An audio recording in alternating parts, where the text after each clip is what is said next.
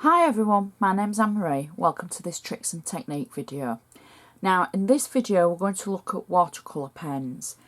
I want to show you just a few tips about how to get the best out of your pens. I'm not an illustrator with pens, so I need to show you how I do it because I like a quick, easy route. Now the pens that I'm using are the Kuretake Clean Colour Real Brush Pens. In this kit you get 24. Now the first massive tip that I'm going to show you is nothing to do with colouring in and stamping and making pretty images. It's basically quite logical. You get your pens and you want to try them, so make yourself a colour chart, because I find this totally invaluable. I do this with not only my pens but my Nouveau drops, my Pearl drops. I would do it with my ink pads, but for my ink pads I normally make mood boards and use them with the different papers and things to see what they mix and match with. But for this I always make some kind of palette. So what I do is I get the pens and I simply go through them. I do them two ways. I'm going to start with colour rather than the dark.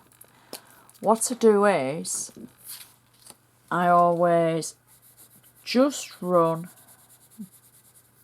the brush pen on a piece of paper like so, and then I write the name of the colour underneath, and then on a separate sheet what I do is again a little square of colour, and then I take my water brush. After naming the top one, I take a water brush and I start to blend to see how it looks when it's being blended with water. Now I'm doing this on uncoated card. Now we've talked about card before in a previous episode about how the coating can affect using water pens and water brushes. So that's what I do when I get a set of new pens. I make myself a colour chart. I simply go through them all, making sure that they all work, and then getting colour onto something that's white, and then writing the name of the pen or the number underneath, because sometimes some of the pens need activating before they work, so you need to see what kind of colour it's pushing out, if that makes sense. So that's what I do. And then obviously I test each one with a water brush as well. So to use the pens and to get something of a coloured effect. Now I'm not going to sit here and colour something like this in. It didn't take long anyway. The only thing, I just want to show you a few pointers and easy things that you can do when you're using watercolours and the way that they mix. Now I don't know if you remember, but we used this stamped image on one of our videos a couple of days ago for the inking and blending. So we're going to use it again for this. So what I'm going to do is I want to show you how to get a blended effect using two colours. And the first one I'm going to do is the pink and the red. So I'm taking two colours that's a pale pink and a bright red, and I'm actually going to start with the darker colour of the two. Now on here I've just made red toadstools, but on this one we're going to shade it a little bit. Now the stamp is from Spellbinders, and where the dark shading is, and they've made darker in the picture, is where you want your darker colour. So basically they've made it very easy for you to be able to follow their guidelines. Sorry, I'm just a little bit stuck on my mat here. There we go. So where they've put the darker, that's where your darker colour's going to go. I'll show you on this one as well. Because it is a quick and easy technique, and you don't need to be, you know, an artist to do it. So as long as you can colour in the lines, then you can do this. So at this side, I'm going to go really light with my pink. Now I know a toadstool isn't pink, but you're going to have to pretend for this because it's the best way for me to be able to show you how to blend the colour. So we keep going with our toadstool. Now the beauty of watercolours, especially these, the more you go over it, and when you've got a lighter colour, it can get a little bit darker. So we take the pen into the red, and I always make little circular motions with my pen as I'm blending. There we go. And you see it's taking the colour away from where it was. And it's, in theory, I suppose it's bleeding it into the pink, but it's making it shaded. So I'll show you the top section as well. So I start away from it where it is a true pink, it's its true colour, and I go towards the red, and then when I get to the red I start and I make little circular movements into the colour, and that blends it along the line, as it were, so it takes away the harshness of the line. So now you've got the shading of the red into the pink, and that gives you that look of the shadow.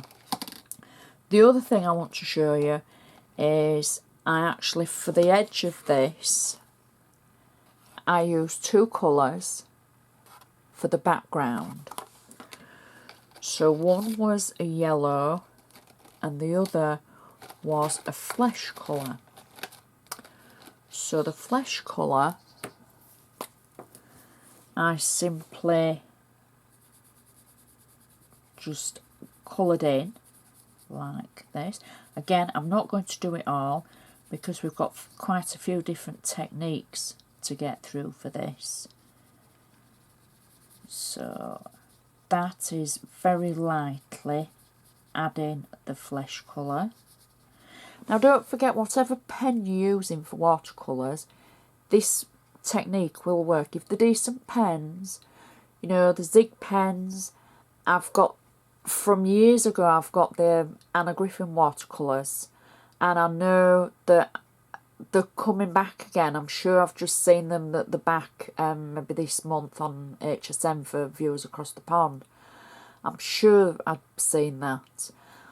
But for anybody that's got good watercolour pens, pencils as well, but you'll have to add the water to activate your pencils. So go over it again, and you can see it's a little bit darker this time because you can build up the colour with your water brushes. There we go. So then I went in with some yellow around the edge like that, and you're thinking, blimey Henri, that's a bit in your face now. It's not quite, you know, subtle. So I go in with my water brush, make sure the water's coming through it, and your best friend when you're using water brushes is a paper towel. So we're going to go in and make little circular movements with our water brush like that, making sure we've got water. Keep going. One thing I forgot to add, if you're stamping and colouring it in, use a permanent ink pad, that's a must, because you don't want to be blending in the colour of your ink if you're just making a stamped image and colouring it in.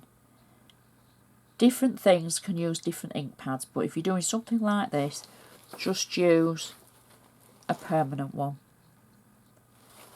So then you blot it, and it's starting to blend nicely already. And you can use your water brush to blend your colour as well. I always drop off the side like so, drop of water, and then go in and blot. If I've got too much water on my brush, just blot like so. If I've got too much water on my card, blot. Same for the toadstool here. You can blend with your water and blot. It can take off as well as blend if you've got too much colour.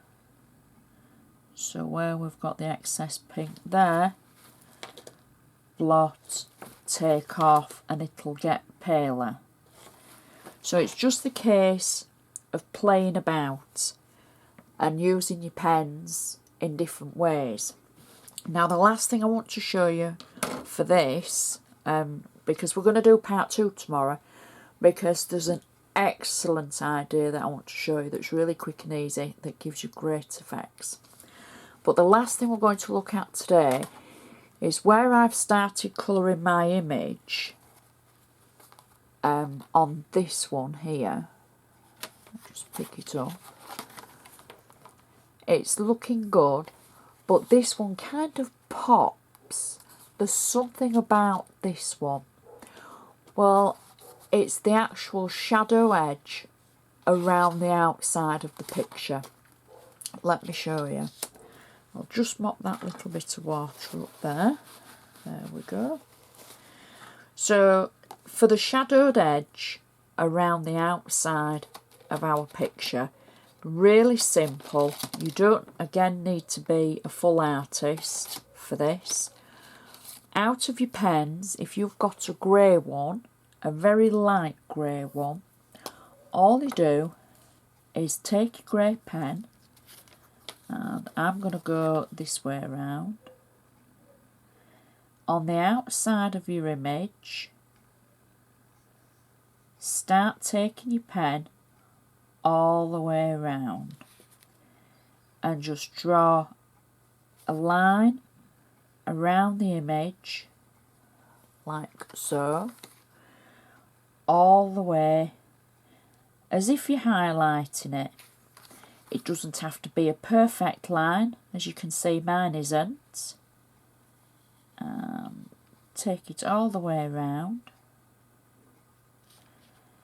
and then finish it off back to where you started, like that. Don't forget with your watercolours, if you go again, it can make it darker, and if you go over the line, you can blend it in. But that is how I've got the shadowed effect around the outside of my image, and it just brings it to life a little bit more, and it just kind of makes it look 3D, and it would look great on the front of any card.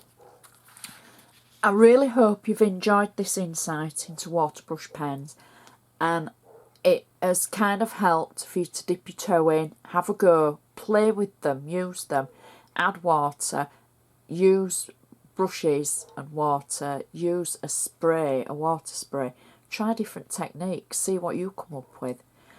Thanks ever so much for watching, and I'll see you next time.